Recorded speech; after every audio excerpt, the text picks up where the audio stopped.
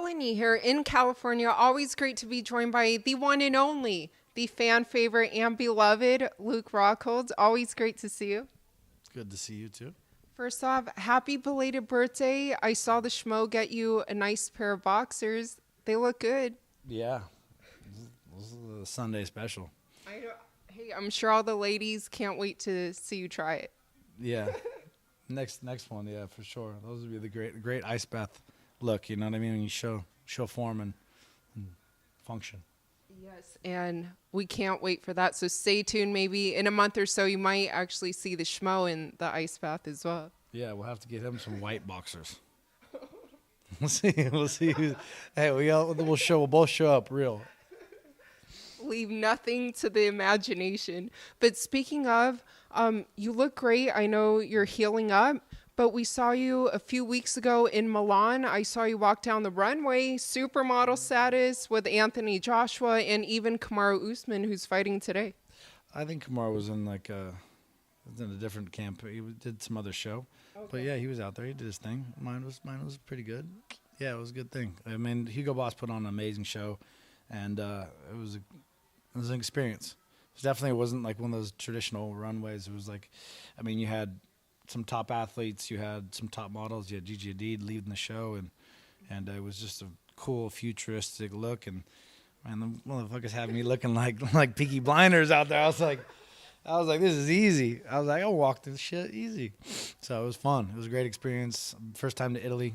I got some other modeling things on the hit, so it was a nice little something. You know, like I said, I never discriminate against paychecks, so I'll take it. I'll run with it. I made some business. I went out to Puglia, and went to Amalfi Coast, and did some things. So I got a lot of shit moving on.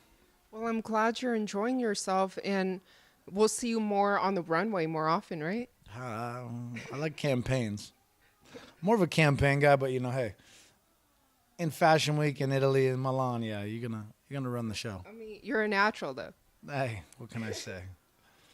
But speaking about something else you're a natural at, the fights, they are going on today, UFC 294. So by the time this interview is out, the fights will be over.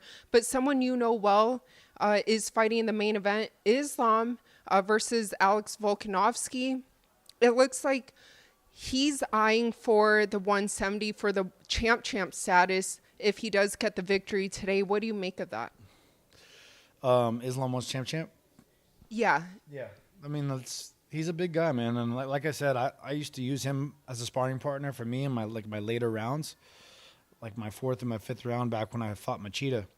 And he'll surprise you with little stuff. And that he was a much smaller guy back then. So, I mean, I think he could go up to 170. And, I mean, with the current roster of a couple guys there, yeah, he's definitely not far from it.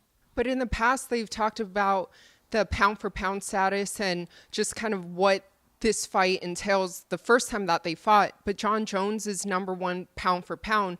Do you think that Jon Jones will sit at that number one pound-for-pound throne for a while? Or do you think that there's a chance that maybe the winner between Islam and Alex could end up getting that spot? I mean, I think they're more deserving in the spot. I think Jon showed a lot of weakness against a lot of light heavyweights, where he barely scratched through multiple title fights.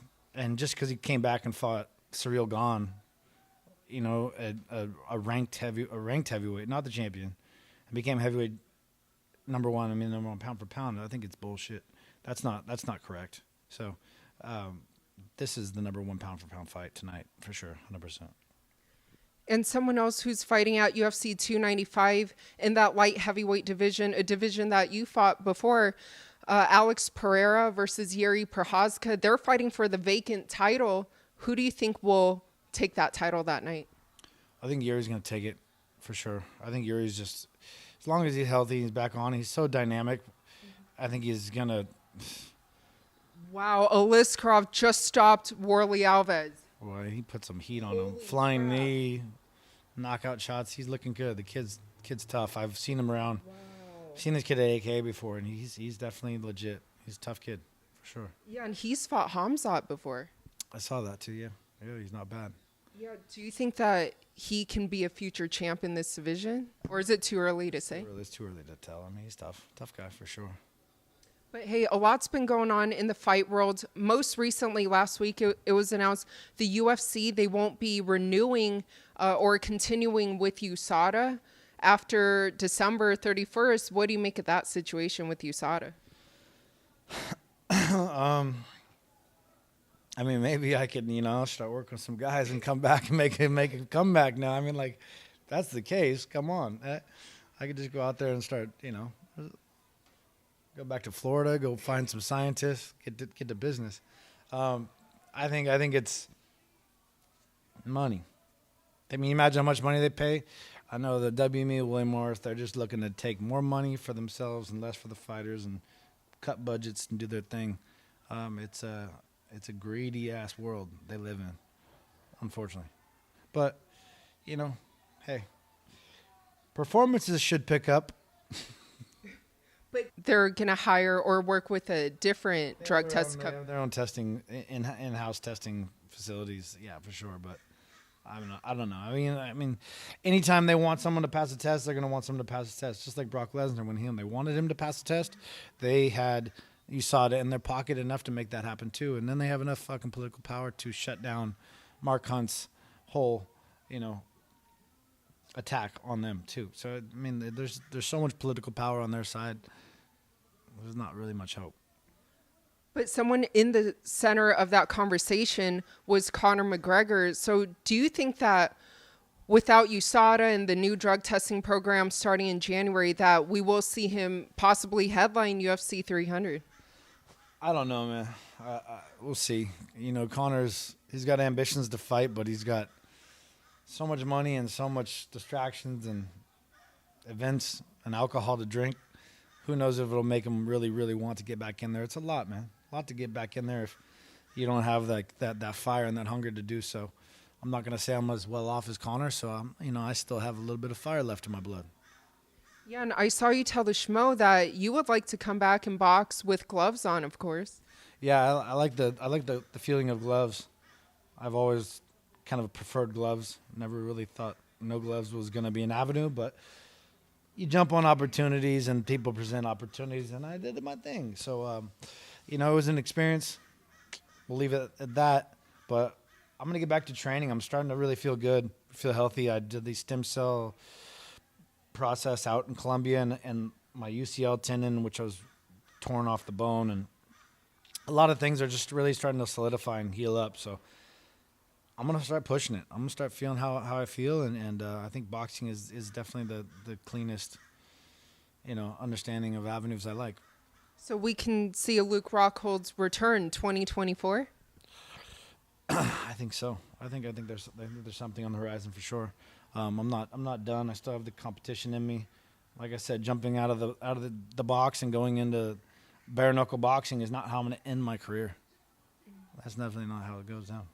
And you would choose like boxing over, like I see like GSP, he wants to do like grappling, and then there's also like karate, like you'd rather just straight boxing. I think boxing is something I've gotten so much better at, and I'd like the avenue of testing myself in that space for sure. You never know, maybe even mixed martial arts, who knows, but I'm going to start testing myself, but boxing is the easiest thing for me. It's like, it doesn't hurt my body. I mean, kicking and grappling and putting everything together, it's a lot these days. So the boxing avenue is clean as long as it just doesn't, you have that one punch cut factor of the bare knuckle boxing. And that's not that. I want to go in there and be more of a skill sport. That's not bare knuckle boxing. It's an intense brawl, and it's crazy. It's cool for people who like that kind of style, but I like more of a technical fight. But you did heal up nicely. Lastly, though, I have to compliment you on your cool BB gun setup. That was cool. Yeah, you gotta stay sharp. I'm always on the hunt, so you always gotta have to have things keep you eyes on the prize. And for the fans who love you and miss you and can't wait to see more from you, what would you like to let them know? I don't know. Seems like every time I fight, you get some boogers. I'm blowing boogers on fucking Paulo Costa. Mike Perry's trying to wipe fake boogers on me. something's gonna get nasty. So we'll see you soon.